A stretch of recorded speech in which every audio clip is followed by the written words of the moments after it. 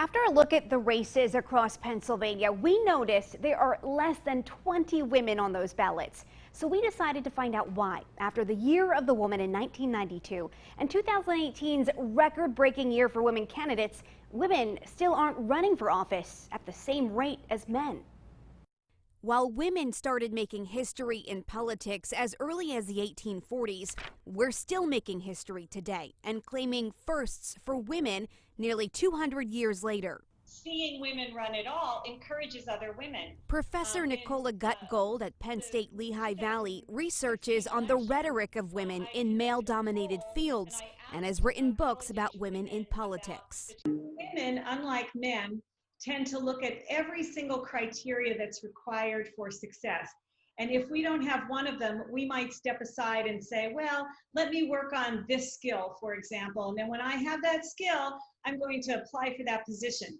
The old joke in Washington is that every single man who's a senator wakes up in the morning, looks in the mirror, and sees the next president of the United States. At the core, Professor Gutgold says it's about confidence, and it starts at a young age. I would encourage women out there, look, this is your country. You should be involved. But the mindset is starting to change. The more you have women on the ballot, the better it is. Women are getting more confident. And no matter what side of the aisle you're on, women agree. More women need to be on the ballot.